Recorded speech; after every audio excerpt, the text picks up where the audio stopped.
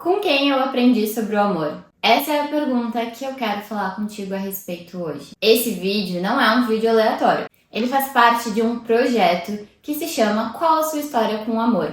Esse é o segundo vídeo desse projeto que eu criei para poder te ajudar a ir para dentro, a pensar sobre o eu nos teus relacionamentos. Então, se por acaso tu caiu de paraquedas nesse vídeo e não viu o primeiro dessa sequência, é importante que tu assista esse primeiro vídeo para entender como vai funcionar esse projeto e também já ter alguns insights bem importantes que eu trouxe sobre a relevância de olhar para o eu nas relações. Afinal, os relacionamentos são feitos de eu, tu, nós. Se a gente ficar pensando no tu do outro, a gente não sai do lugar, porque isso é do outro, é do processo que o outro tem que fazer na sua vida. O nós vai ser a interação do eu e do tu. E a nossa parte, a parte que nos cabe, é olhar para o nosso eu. Então, vem junto comigo para a gente poder falar sobre isso. E a primeira pergunta que eu fiz para que tu pudesse iniciar esse mergulho no teu processo é justamente sobre com quem tu aprendeu sobre o amor. Porque o amor, muitas vezes a gente pensa que chegou na nossa vida quando a gente começa a ter algum crush, quando a gente começa a ficar envergonhado ou envergonhada em relação ao amiguinho ou à amiguinha, porque já começa a ter ali, né, um sentimento diferente, mesmo que às vezes mais infantil, e depois vai evoluindo na adolescência e depois na adultez para um amor de relacionamento. A gente precisa entender que o amor chegou na nossa vida muito antes. As nossas primeiras relações, elas precisam de amor, porque senão a gente não estaria aqui hoje. Nem eu, nem tu. Porque minimamente a gente precisa ser cuidados a ponto da gente sobreviver.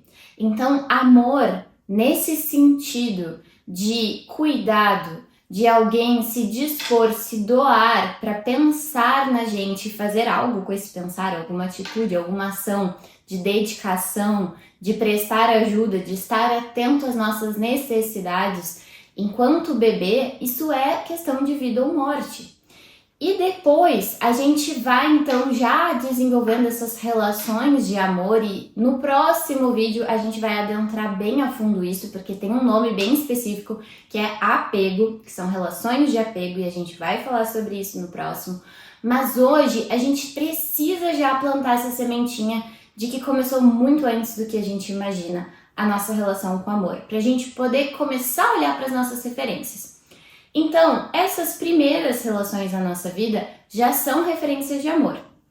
Podem ser pais, podem ser cuidadores em geral, então, às vezes uma avó, ou às vezes um avô, ou outro familiar próximo, ou às vezes até pessoas de fora da família, pessoas que estão envolvidas nesse cuidado, então podem ser professores, podem ser vizinhos, pessoas que têm essa proximidade e que vão desenvolver esse papel de cuidado com a gente. Essas vão ser referências das nossas primeiras relações de amor.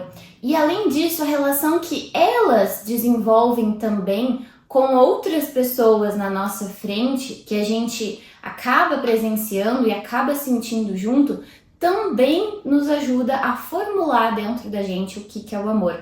Então, por exemplo, se eu sou cuidada por pai e mãe e essas pessoas têm uma relação de casal, elas também vão estar me dando uma referência do que seria um amor dentro de um relacionamento conjugal. Então ali eu também vou ter minhas primeiras referências. O que eu assisto, conteúdos, então há um tempo atrás a gente falaria dos DVDs, dos VHS e outros tantos que a gente tinha como referência de histórias que chegavam até a gente, os próprios livros. Hoje em dia a gente precisa incluir também na parte da tecnologia mais avançada, mais atualizada, o YouTube e todas as plataformas de streaming e de conteúdo que a gente acaba acessando e que desde crianças as pessoas já começam a assistir, já começam a serem perpassadas por todas essas referências.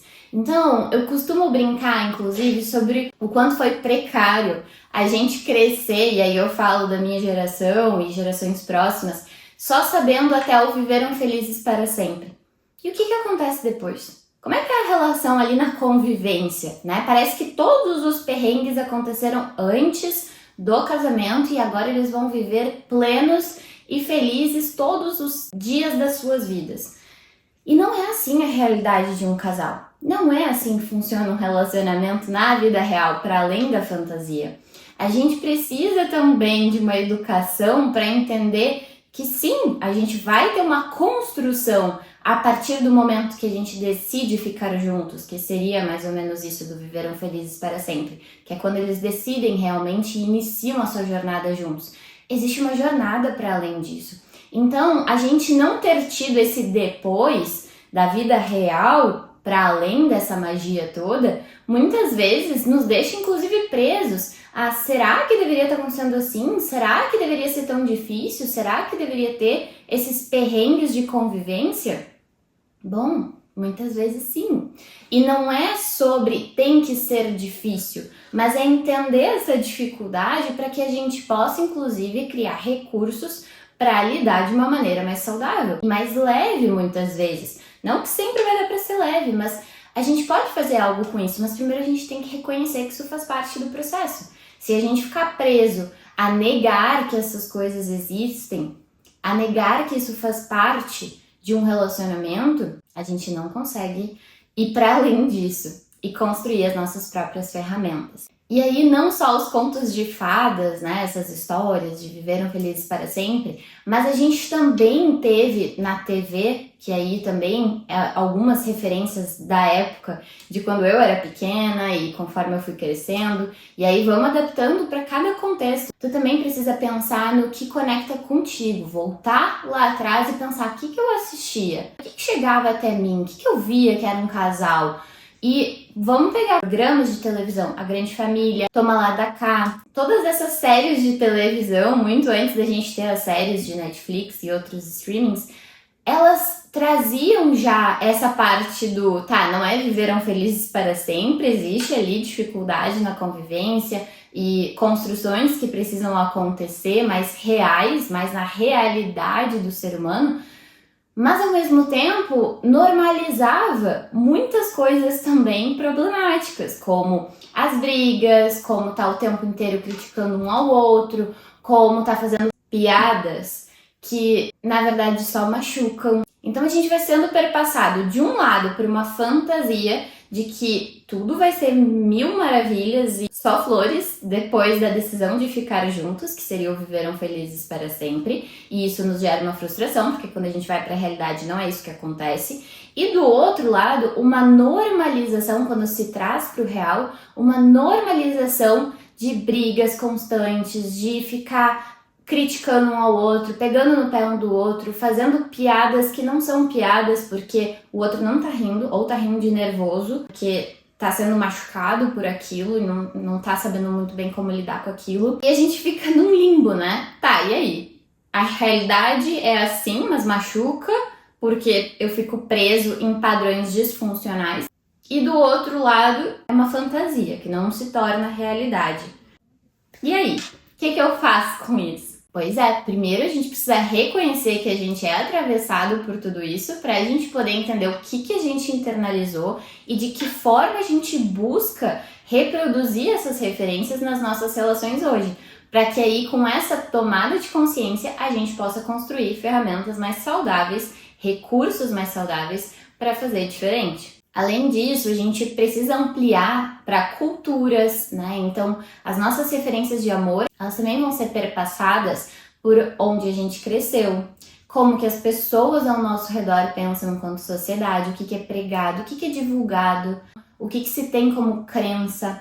E isso aí vai ampliar muito, porque a gente vai falar de cultura popular, a gente vai falar de mídia, a gente vai falar dessas referências de filmes, séries e tudo mais que eu já fui trazendo para vocês, mas também vamos incluir as músicas, próprias redes sociais também, tudo que viraliza lá fala muito sobre as nossas referências, sobre o que está sendo pregado hoje em dia sobre relações, mas se a gente volta lá atrás e tenta entender num outro contexto, a gente não tinha todas essas tecnologias e essas redes sociais, de que forma que a gente era perpassado. Porque a forma como vai chegar até a gente, essas tecnologias de disseminação, de distribuição, de compartilhamento de informação, elas vão sendo atualizadas, mas de alguma forma já chegava até a gente muitas informações. As próprias propagandas, então quando a gente fala de família, muitas vezes a gente fala de quebrar a idealização da família margarina.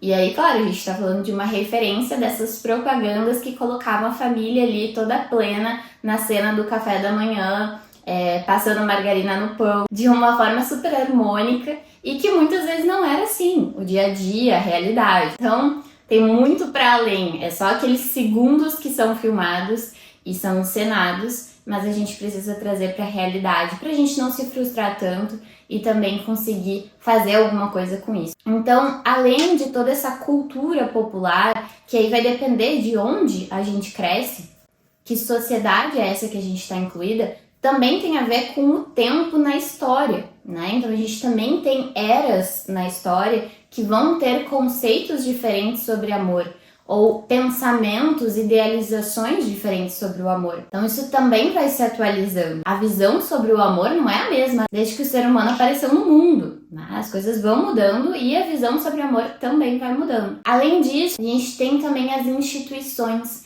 Então quando a gente entra em instituições, uma das principais que a gente pode falar é a igreja ou a religião que a pessoa frequenta e que muitas vezes, quando pequena, acaba sendo a da família. E aí depois, então, ela vai realmente entendendo se é aquela que faz sentido para ela ou se ela quer trilhar outros caminhos. Mas isso também vai dizer muito sobre como eu me sinto em relação ao amor, o que eu busco no amor, o que eu entendo por amor.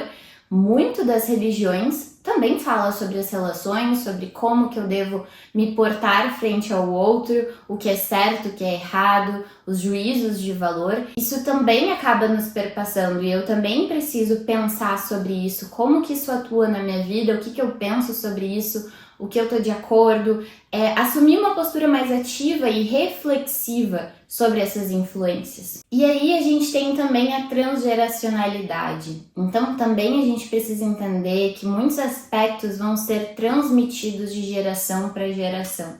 O que eu aprendi sobre o amor e com quem eu aprendi também tem a ver com pessoas que eu nunca conheci, mas que se eu for montar o meu genograma ou eu for entender as outras gerações da minha família, né? O genograma ele é uma técnica que a gente usa dentro da psicologia, principalmente, para a gente poder desenhar as relações dentro da família e poder posicionar aquela pessoa nessas relações, frente a essas relações. Como que eu me relaciono com todo esse sistema no qual eu sou inserido, que se chama família. Então, eu preciso entender que as relações de amor que vieram antes de mim, elas chegam até mim. Então, como os meus avós se relacionavam, como os meus bisavós se relacionavam, o que eles acreditavam sobre isso, as frustrações, as tragédias envolvendo as relações e principalmente os relacionamentos, isso tudo vai perpassar. As perdas, os traumas, tudo isso vai chegar até mim, porque as pessoas que vão me criar, elas também são perpassadas e de alguma forma chegou até elas. Então, seja de forma mais consciente, seja de forma mais inconsciente, isso vai me atravessar. E eu preciso aprender a identificar essas coisas para eu poder me relacionar. Senão, eu só tô no automático, eu só tô reproduzindo ciclos que iniciaram muito antes de mim e eu me sinto impotente frente a isso. E a minha potência, o meu poder tá justamente em compreender, criar consciência e aí conseguir me relacionar com isso, fazer escolhas, criar um outro entendimento, ressignificar e dar um basta em algumas coisas que precisam cessar na nossa geração. Então, o meu convite, a gente pensar tanto nessa pergunta que é com quem eu aprendi sobre o amor e que vai conectar com o próximo vídeo, que é o que eu aprendi sobre o amor, é justamente a gente começar a criar essa relação mais consciente frente ao amor na nossa vida, para que a gente não fique tão aprisionado e impotente frente a dinâmicas, ciclos e padrões que nos adoecem nessa relação com o amor e, consequentemente, nos nossos relacionamentos. E isso precisa começar contigo, aí dentro, na tua relação contigo, na tua reflexão, para que tu possa, então, começar uma mudança interna e isso repercutir na tua relação com o outro.